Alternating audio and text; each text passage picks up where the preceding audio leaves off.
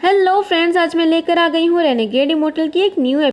Episode के start में हम तेजू को देखते हैं जो कि वुड से कुछ बना रहा था और तभी वहाँ पर बैठे हुए उसे अपने फादर की सोल वहाँ पर महसूस होने लगती है, लेकिन कुछ देर के बाद ही वो सोल गायब हो जाती है। अब तेजू आसपास देखने लगता है लेकिन उसे अपने फादर कहीं भी नजर नहीं आते हैं, तो वो बहुत ज्यादा सैड हो जाता है और सारे फ्लैशबैक्स को याद करते हुए सोचने लगता है कि मैं अपने पेरेंट्स को बचा नहीं सका। फिर हम देखते हैं कि तेजू क्या बना रहा था, तो हमें पता चलता है कि वुड से अपने फादर का स्टैचू बना रहा था। अब वो दोबारा से स्टैचू बनाने में लग जाता है और वहाँ पर कैंडल को भी जला लेता है और फिर हम देखते हैं कि अपनी मदर के स्टैचू को भी वो बनाने लगता है और उसमें जुट जाता है। अब उसे अपनी मदर की भी बहुत ज्यादा याद आ रही थी और उसके पास हम देखते हैं कि किलिंग ओरा धीरे धीरे इकट्ठी हो रही थी और तभी तेजू अपने पेरेंट्स के क्रेव्स को देख के कहता है, मैं आप दोनों को बहुत ज्यादा याद कर रहा हूँ और मैं आपसे मिलना चाहता हूँ कि आप मेरे पास आ सकते हैं। इतने में हम किलिंग ओरा को देखते हैं जो कि फिर से कंडेंस हो जाती है और तेजू देखता है, कहता है कि मेरी मदर मारी गई थी और ऐसा लगता है कि उनकी किलिंग ओरा कंडेंस नहीं हो सकती है क्योंकि अभी मैं अच्छे मूड में नहीं हूँ।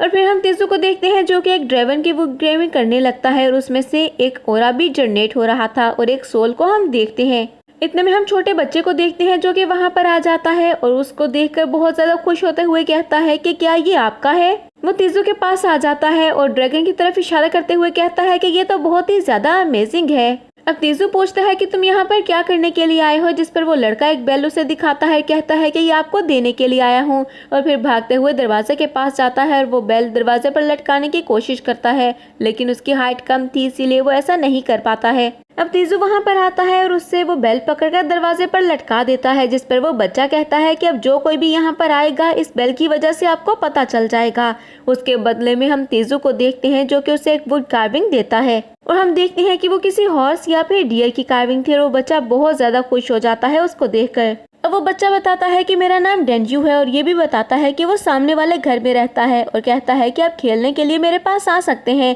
और फिर भागते हुए अपने फादर के पास जाता है। डेंजू के फादर जैसे ही उसे देखते हैं और वुड कार्विंग को देखते हैं तो उन्हें ऐसा लगता है कि वो चुरा कर लाया है, इसीलिए वो उसके कान को पकड़कर तेजू के पास ले जाते हैं और उससे पूछते हैं कि मुझे बताओ इसकी कितनी पेमेंट है, मैं तुम्हें अभी मनी दे देता हूँ। तेजू कहता है कि मैंने तो इसको ये फ्री में दिया है और ये बात सुनकर डेंजू फिर से बहुत ज्यादा खुश हो जाता है और तेजू के पीछे जाकर छुपकर अपने फादर को जुबान दिखाने लगता है। डेंजू के फादर मुस्कुराते हैं और फिर वो तेजू से कहते हैं कि तुम यहाँ पर न्यू आए हो और ये शॉप तो कब से खाली पड़ी थी, तो मुझे बताओ कि अगर तुम्हें कभी कुछ खाना हो तो हमारे घर पर आ सकते हो। ये बात सुनकर हम डेंजू को देखते हैं जो कि तेजू को मनाने लगता है और तेजू भी डेंजू को मना नहीं कर पाता और उनके साथ डिनर करने के लिए वो मान जाता है और उनके साथ चला जाता है। अब तेजू उनके घर पर जाता है और उनके साथ बैठकर खाना खाने लगता है, लेकिन काफी टाइम के बाद वो खाना खा रहा था इसीलिए काफी ज्यादा कंफ्यूज था और उसको देखकर डेंजू की मदर कहती हैं कि क्या ये अच्छा नहीं है और डेंजू के फादर कहते हैं कि हमें माफ कर देना, हमारे पास कोई स्पेशल खाना नहीं है।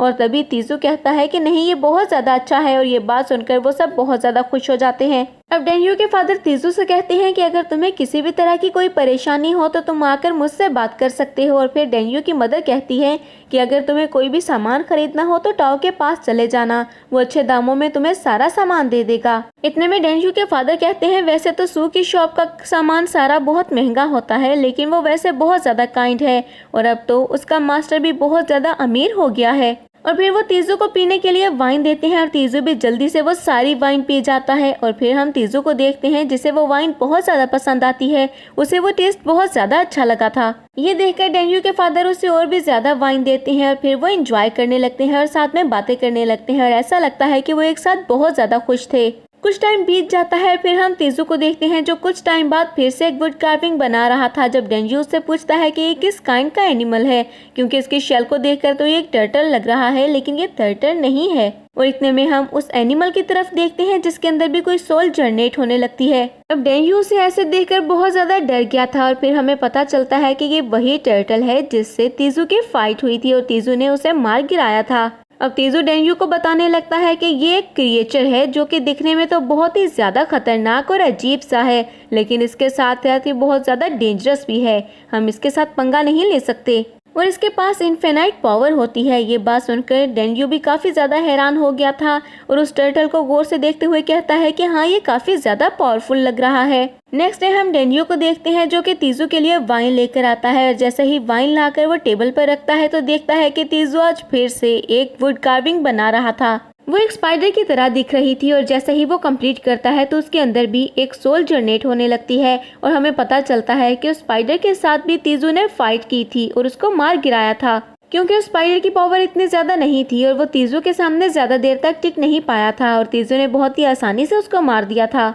अब तीजू डेंजू को बताने लगता है कि ये एक फायर स्पाइडर है जो कि बहुत ही ज्यादा शार्प होता है और बहुत ही ज्यादा खतरनाक भी है। तभी हम डेंजू को देखते हैं जो कि उसको टच करने वाला होता है, लेकिन तीजू उसको रोक देता है और ऐसा करने से मना कर देता है। इसके बाद हम डेंजू को देखते हैं जो कि अपना प्लान चेंज करता है और कहता है कि अब मुझे मेटल का वर्क बिल्कुल भी नहीं करना है, मैं भी वुड कार्विंग बनाना चाहता हूँ तीजू की तरह। तभी उसके फादर ये बात सुनकर काफी ज्यादा गुस्सा करते हैं और कहते हैं कि तुम्हें तो हैमर चलाना भी नहीं आता है तो तुम वुड कार्विंग कैसे कर सकते हो, तुम खुद को नुकसान पहुंचा लोगे। कुछ टाइम बाद हम तीजू को देखते हैं जो कि अभी भी वुड कार्विंग ही बना रहा था और सोचने लगता है कि यहाँ पर मुझे 4 सीजन्स बीत चुके हैं, इतना ज्यादा टाइम गुजर चुका है, लेकिन अभी भी मेरी कल्टीवेशन वही की वही ही है और मैं डिवाइन ट्रांसफॉर्मेशन से ऊपर के किसी भी इंसान की वुड कार्विंग नहीं बना सकता हूँ। लेकिन हम तीजू को देखते हैं जिसे इसकी कोई भी फिक्र नहीं थी और वो कहता है कि मैंने बहुत सारी कार्विंग्स बना ली हैं जो कि मेरी मेमोरी से रिलेटेड हैं। अब हम देखते हैं कि उसने बहुत सारे कार्विंग्स बना लिए थे जिसमें उसके विलेज के बहुत सारे लोग शामिल थे और वो बहुत से एनिमल्स भी थे जिनसे स्पिरिचुअल एनर्जी के साथ उसने फाइट की थी। और फिर हम तीजू को देखते हैं जो कि अपने किलिंग ओरा को कंडेंस करने में भी लगा हुआ था। कुछ देर बाद हम तीजू को देखते हैं जिसने फिर से 3 बॉल्स बना ली थी और कुछ टाइम बाद हम देखते हैं कि बर्फबारी हो रही थी और बहुत सारे लोग तीजू के घर पर आते हैं उसकी वुड कार्विंग्स को देखने के लिए और उसे देखकर बहुत ज्यादा खुश हो जाते हैं और कहते हैं कि ये लड़का तो बहुत ही अमेजिंग है। लेकिन हम डेंजू को देखते हैं जो कि ये सब देखकर बिल्कुल भी खुश नहीं था और कहता है कि ये सब लोग इसे सिर्फ देखने के लिए आए हैं, वो भी फ्री में, इनमें से कोई भी पे करने के लिए रेडी नहीं है। फिर हम तीजू को देखते हैं जिसे इसकी कोई भी फिक्र नहीं थी क्योंकि उसे तो वो सेल नहीं करना चाहता था, लेकिन डेंजू इसके बारे में बहुत ज्यादा सोचता है। और कुछ दिनों के बाद हम डेंजू को देखते हैं जो कि बाहर बैठा हुआ था। तभी सुसाओ वहां से गुजरता है और डेंजू उसका हाथ पकड़कर उसे तीजू के घर पर ले आता है और उसे सारी वुड कार्विंग्स दिखाते हुए कहता है कि क्या इसमें से आप कुछ खरीदना चाहेंगे, और तीजू उसे देखकर हैरान रह जाता है। अब डेंजू तीजू के पास आता है और उसे रिक्वेस्ट करता है कि आप ज्यादा पैसे मत मांगिएगा ताकि ये खरीद ले। लेकिन तभी हम सुसाओ को देखते हैं जो कि सारी कार्विंग्स को देखने लगा था और जैसे ही वो ड्राइविंग की कार्विंग के पास जाता है और ड्रैगन को हाथ लगाने ही वाला होता है कि उसका ओरा उसको पीछे फेंक देता है। ये देखकर सुसाओ हैरान रह जाता है। डेंजू ये देखकर कहता है कि जब मैंने इसको टच करने की कोशिश की थी तो मेरे साथ भी ऐसा ही हुआ था, इसलिए अब मैं किसी भी कार्विंग को हाथ नहीं लगाता हूँ। तो सुसाओ उसको सॉरी बोलता है और फिर कहता है कि ये किस एनिमल की कार्विंग है क्योंकि ये मुझे किसी स्नेक की तरह लग रहा है। जिस पर डेंजू उसको आंसर करते हुए कहता है कि ये तो जाओ लॉन्ग है जो कि गॉड में भी सबसे बेस्ट है। अब हम सुसाओ को देखते हैं जो कि उस कार्विंग को खरीदने के लिए रेडी हो गया था और कहता है कि मुझे बताओ कि इसके कितने पैसे तुम चार्ज करोगे। तीजू 10 गोल्ड कॉइन मांगता है जिस पर डेंजू परेशान होता है और कहता है लो, ये कस्टमर भी गया हाथ से। लेकिन वो तब हैरान हो जाता है जब सुसाओ उसको खरीदने के लिए राजी हो जाता है और डेंजू सोचने लगता है कि ऐसा कैसे हो गया। डेंजू तो उसको बिकता देखकर ही बहुत ज्यादा खुश था। जिसके बाद हम सुसाओ को देखते हैं जो कि वहां से जाने के लिए निकल जाता है और अपनी बग्गी में जाकर बैठ जाता है और फिर उस ड्रैगन को देखते हुए वो सोचने लगता है कि प्रिंस को ऐसी कार्विंग्स बहुत ज्यादा पसंद है और प्रिंस तो एक फिलियल सन है। अगर ये वुड कार्विंग मैं उनको दूंगा तो मुझे लगता है प्रिंस बहुत ज्यादा खुश हो जाएंगे। नेक्स्ट सीन में हम सुसाओ को देखते हैं जो कि प्रिंस से मिलने के लिए आ जाता है, लेकिन प्रिंस एंजॉय करने में बिजी था और तभी वो सुसाओ से कहता है कि तुम कल आना। और सुसाओ समझ जाता है कि प्रिंस उसकी बात नहीं मानेगा, इसलिए सुसाओ से बताता है कि जब मैं रास्ते में आ रहा था तो मुझे एक वुड कार्विंग दिखी जो कि बहुत ही ज्यादा प्यारी है और आपको गिफ्ट करने के लिए वो लेकर आया हूँ। ये बात सुनते ही प्रिंस खुद को नहीं रोक पाता है और सुसाओ से मिलने के लिए बाहर आ जाता है और फिर उस ड्रैगन को देखते हुए उसे टच करने ही वाला होता है कि सुसाओ उसको रोक देता है और वो प्रिंस उस ड्रैगन को अपने पास रख लेता है और कहता है तुमने बहुत अच्छा काम किया है, चलो फादर से मिलने के लिए चलते हैं। और फिर उसे लेकर अपने फादर के पास आ जाता है और फिर हम किंग को देखते हैं जो इस वक्त एंजॉय करने में ही बिजी थे। इतने में प्रिंस और सुसाओ वहाँ पर आ जाते हैं जिनको देखकर किंग हंसने लगते हैं। किंग प्रिंस से पूछने लगता है कि आज तुम्हें अपने फादर की कैसे याद आ गई, जिस पर प्रिंस उन्हें वो वुड कार्विंग दिखाता है और उसको देखकर एक एल्डर खड़े होते हुए कहता है कि ये तो कार्विंग से आगे की चीज़ है और दूसरा एल्डर कहता है कि मैंने इसे पहले कभी नहीं देखा और किंग कहता है कि मैं भी इसके बारे में जानना चाहता हूँ। अब एक एल्डर पूछता है कि ये क्या है, जिस पर दूसरा एल्डर बताता है कि एक वुड कार्विंग की लेवल जितनी ज़्यादा हाई होगी उसकी एनर्जी भी उतनी ज़्यादा हाई होगी। अब किंग भी समझ गया था कि ये कोई मामूली चीज नहीं है और सबको बताने लगता है कि ये कोई ऑर्डिनरी वुड कार्विंग नहीं है, क्योंकि इसके ऊपर जो ड्रैगन बना हुआ है उसके बारे में, ड्रैगन रिपोर्ट के बारे में सब कुछ लिखा हुआ है। मैंने इसकी एक क्लासिक रिपोर्ट पढ़ी है। अब पहला एल्डर भी समझ जाता है कि ये कोई मामूली चीज नहीं है और दूसरे एल्डर से कहता है कि तुमने तो कहा था तुमने इसको कभी भी नहीं देखा है। और तभी दूसरा एल्डर कहता है कि मैंने कहा था मैंने इसको कभी नहीं देखा है, लेकिन तुम्हें क्या लगता है कि मैं इसके बारे में जानता भी नहीं हूँ। अब किंग कहता है कि इसको देखकर तो ऐसा लगता है कि तुम्हारे पास बहुत ही ज्यादा कीमती ट्रेयर है, और उसको देखकर किंग बहुत ज्यादा खुश हो गया था और सूसाओ को इनाम देने की बात करता है।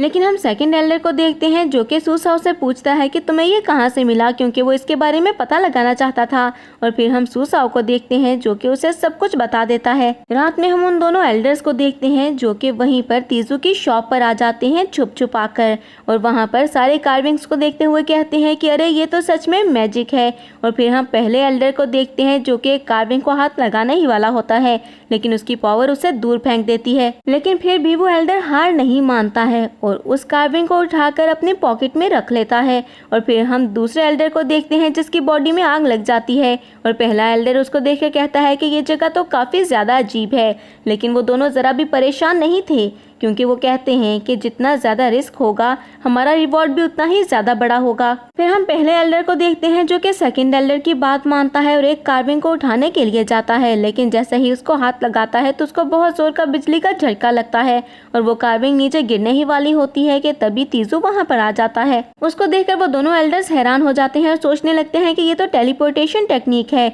यहाँ पर नेसेंट सोल वाला कोई एल्डर कैसे हो सकता है। दूसरी तरफ हम लीगो को देखते हैं जो कि उन दोनों के पकड़े जाने से काफी ज्यादा खुश हो गया था और कहता है कि इतने टाइम बाद फिर से मुझे कोई खाने को चीज मिलेगी, इनकी सोल को आज मैं खाने वाला हूँ। हम एल्डर्स को देखते हैं जो कि काफी ज्यादा परेशान हो गए थे और वैंग लिंग को मारने के लिए उसकी तरफ जाने लगते हैं और अपनी पावर को भी एक्टिवेट कर लेते हैं, और दोनों एक साथ मिलकर वो तीजू के ऊपर अटैक करते हैं। लेकिन तीजू अपनी पावर का बिल्कुल भी यूज नहीं करता है, बहुत ही आसानी से उन्हें दूर फेंक देता है। अब वो दोनों एल्डर्स तीजू से माफी मांगने लगते हैं और कहते हैं कि हम तो सिर्फ ये कार्विंग्स देखने के लिए आ गए थे, हमें माफ कर दो। जिस पर तीजू उनसे कहता है कि मुझे गोल्ड कॉइन्स दे दो और इनको यहाँ से ले जाओ। लेकिन हम एल्डर को देखते हैं जो भी मनी देने पर राजी नहीं था, और तभी तीजू उनके ऊपर एक अटैक करता है और सारी कार्विंग्स को वापस रख लेता है। जिस पर लीगो बहुत ही ज्यादा निराश होता है और कहता है अरे अरे ये क्या, तुम इनको मारोगे नहीं। वो एल्डर बताते हैं कि हम हाई हंट सेक्ट से हैं। जब तीजू कहता है कि वापस चले जाओ और अगली बार गोल्ड कॉइन्स लेकर आना,